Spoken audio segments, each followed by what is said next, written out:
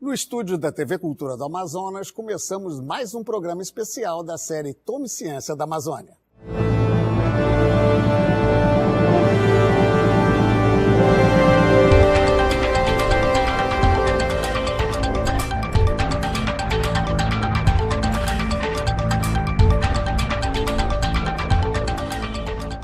Olá! Quando se fala em Amazônia, a primeira associação que todos fazem é com florestas e água, muita água. Uma bacia hidrográfica que fornece 20% do total de águas doces do mundo. Como então a gente imaginar que a maioria da população é obrigada a beber água extraída de poços, e mesmo assim sem muita garantia de qualidade dessa água? Outro aspecto é que todo ano 500 mil quilômetros quadrados de florestas, praticamente uma vez e meia o estado de São Paulo, são inundadas, alterando a vida vegetal e animal dessa floresta, que sequer é citada no Código Florestal do Brasil. Os nossos convidados são cientistas que vieram de todas as partes do Brasil para viver aqui e pesquisar o papel das águas de superfície, dos aquíferos do subsolo, no meio ambiente e no clima da região amazônica. Ingo Van Frieds se formou e fez doutorado no Instituto de Geociências da Universidade de São Paulo, já dedicado a aquíferos fraturados. Atualmente, é professor adjunto do Departamento de Geociências da Universidade Federal do Amazonas, a UFAM, coordenando e participando de projetos de pesquisa sobre os aquíferos sedimentares existentes em Manaus e arredores. Maria Tereza Fernandes Piedade é bióloga formada na Universidade Federal de São Carlos, com mestrado e doutorado no Instituto Nacional de Pesquisas da Amazônia, o INPA, e pós-doutorado no exterior. É membro titular do Conselho Nacional de Zonas Úmidas do Comitê Assessor de Ecologia e Limnologia do CNPq, o Conselho Nacional de Desenvolvimento Científico e Tecnológico. Nas suas pesquisas, busca entender a influência dos ciclos de inundações nas vegetações. Marco Antônio de Oliveira é geólogo pela Universidade Estadual de São Paulo e mestre em Geociências pela Universidade Estadual de Campinas. Ele ingressou em 1997 no Serviço Geológico do Brasil, aqui no Amazonas, onde atualmente ele é o superintendente.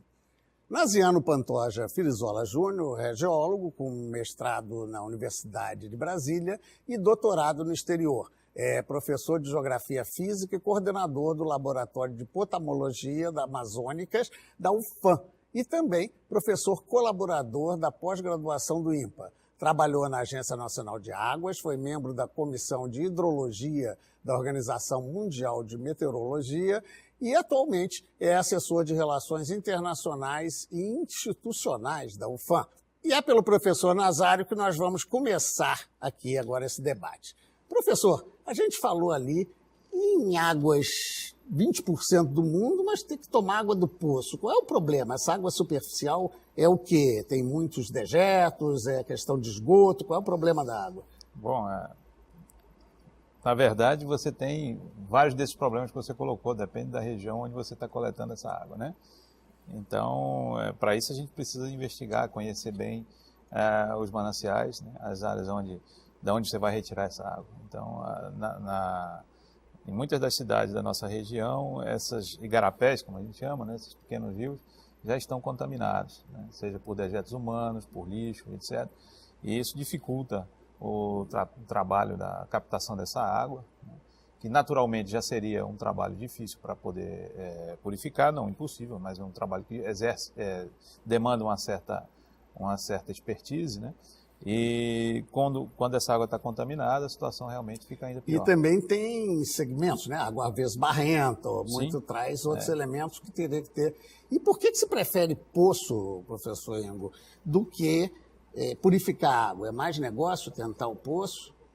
É mais barato, economicamente normalmente é bem mais viável e é uma água que fica muito mais acessível, porque praticamente em qualquer local que você tenha uma formação sedimentar, que tenha porosidade, você fura um poço. Aqui na Amazônia o nível da água nessas formações está bem raso, então é fácil de retirar e ela não está tão suscetível a contaminações, porque ao passar por uma zona que a gente chama de zona não saturada, que fica acima do nível da água, ainda dentro da formação geológica, existem processos químicos e biológicos que tiram purificam contaminações eventuais. Mas ainda não é o tal do aquífero, qual nós vamos falar daqui a pouco, não, né? Também?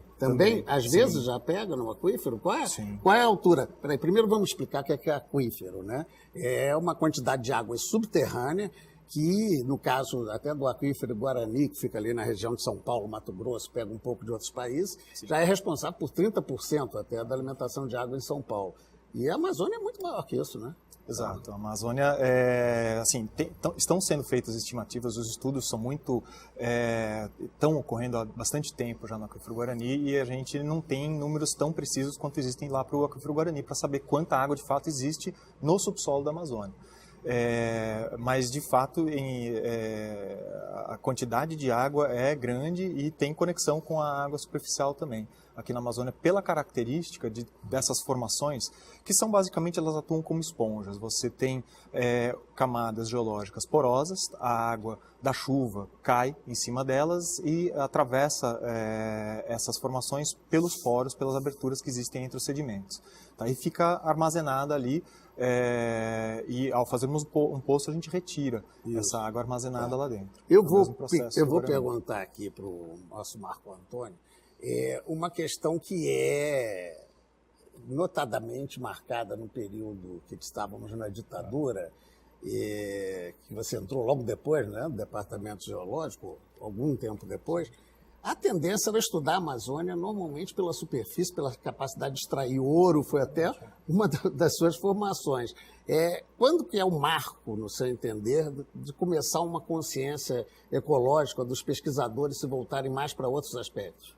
Eu acho que a Amazônia sempre teve esse viés ambiental, talvez com outros nomes, outras formas de abordagem. Mas todo mundo que veio para a Amazônia, ou aqueles que moram aqui, tem essa percepção da importância de preservar esse ambiente que nós vivemos, né? Agora, com relação às águas, é preciso considerar que a bacia hidrográfica amazônica, ela é do porte de uma bacia hidrográfica lá do Rio Ganges, na Índia, também no Congo, na África, e talvez o que une essas bacias é a formação geológica.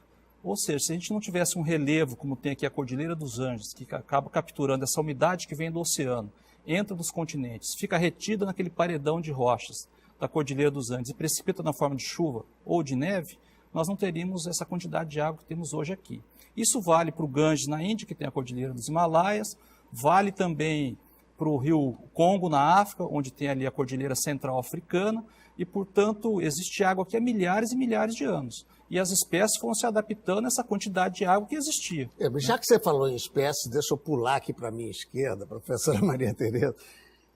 É um mistério, realmente, quanto tempo esse ciclo que fica. Ele cresce quase 15 a 20 metros, não é isso, o rio?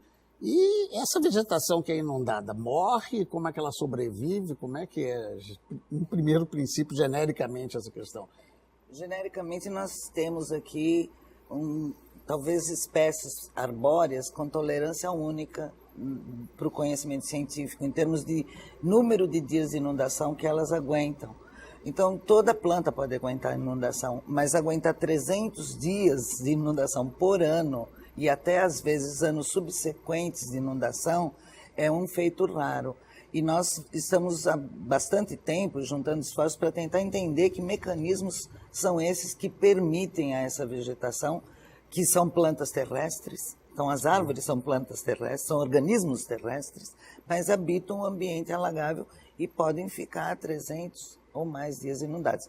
O segredo é que elas interrompem o crescimento durante o período de inundação e crescem... Como se ficassem congeladas no tempo. Exato. Nós chamamos isso mais ou menos como um inverno fisiológico.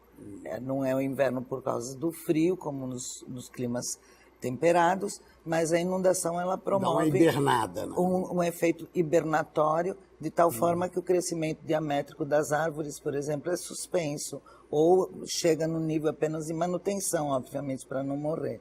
E é retomado durante a água baixa. E evidentemente que vai modificar também o estado de vida para os peixes, para toda aquela região, porque muda Sim. um pouco, né? Cria novas condições de vida. Absolutamente todas. Muitos peixes, eles vivem exclusivamente dos frutos dessa floresta alagável, por exemplo.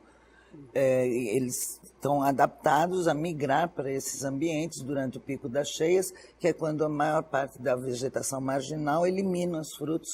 Então, os peixes se utilizam desse recurso alimentar para poderem ganhar energia, enfim. Bem, já que a gente falou dessa questão de água, vamos voltar aqui para o professor Narciano, que falou de depende do lugar. No mapinha aqui que eu estudei, vi, por exemplo, Amazonas, o Pará tem mais, 76% de poços, no caso do Amazonas, 71%, mas no Acre, 18%. E aí, o que acontece com a população? Ela acaba bebendo água ruim, aumenta a quantidade de doenças, como é que é essa questão?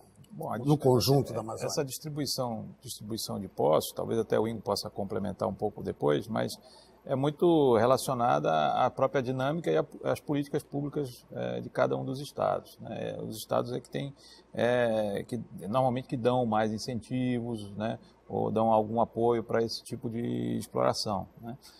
E aí, bom, a água superficial, de uma maneira geral, ela no estado do Acre, ela tem hoje, inclusive, né, já nesses últimos 10 anos, aí, a gente já percebe uma carência muito grande, um processo de seca bastante avançada no estado do Acre, e isso tem servido para aumentar o número de perfurações de poços, porque a população já percebe que estão num processo de talvez mudança, ou pelo menos a variabilidade climática, para a gente não falar na mudança em si, mas a variabilidade climática tem sido um fator muito importante. Ou seja, isso começa a alterar toda a estrutura de clima, de crescimento. Bem, então nós vamos fazer uma pequena pausa e daqui a pouco a gente volta aprofundando essas variações climáticas todas decorrentes, inclusive da interferência humana.